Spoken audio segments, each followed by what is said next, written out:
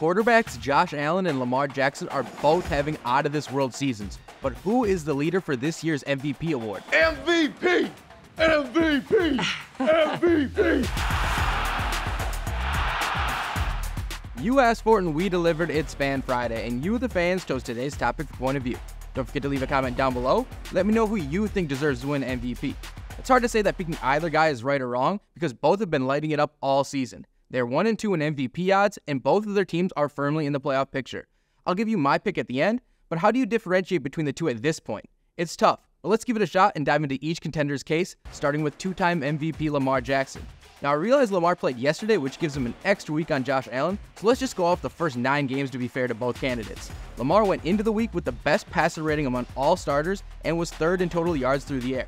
He bested Josh Allen in both of those categories, while being tied with 20 touchdowns and 2 interceptions apiece. And that's before we get into the unmatched threat that Lamar is with his legs. Through 9 weeks, he led all quarterbacks with 505 yards on the ground, and that mark would be tied for 17th among running backs as well, ahead of guys like Jonathan Taylor and Breece Hall. And he puts all of his skills together when they need it most, like he did last week against the Broncos, who had one of the best defenses in the league all season. Lamar completed 16 of his 19 attempts for 280 yards and 3 scores. That performance had Offensive Player of the Year contender Derrik Henry singing his praises. Here's what the All-Pro running back had to say after the game when asked about the impact Lamar makes. You know, if you want to take away him running the ball, just go over your head and throw it. And if, you know, he got to run it, he'll do that as well. So, you know, hats off to him, man. He's the engine to make this thing go. And, you know, MV3.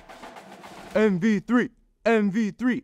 Coming from a freight train like that, I dare you to disagree with Henry to his face. But we got to give Josh Allen a fair shake here as well, because he is still without an MVP in his career, and that seems almost impossible with how well he's played. Before we get into that, here are the results of this week's poll question. Thanks to everyone who voted. Look for another question next week.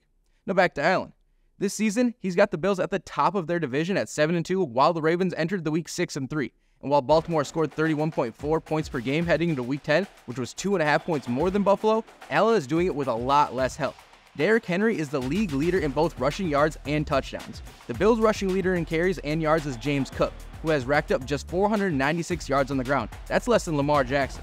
Still, the Bills are a top 5 scoring offense, and that's with third-year receiver Khalil Shakir and rookie Keon Coleman as the top targets. So while the Bills' total offensive numbers don't quite match the Ravens, Josh Allen is the only reason they're anywhere close. And of course, if you're going to win the MVP award, you have to have the highlight plays. And Allen has a few every week.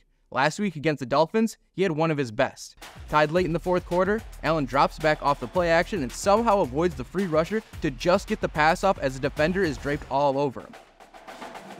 Without plays like that week in and week out, the Bills aren't perennial contenders every season. Allen seems bound to get an MVP at some point in his career, and Jackson already has his too, so why not give the first-timer the award?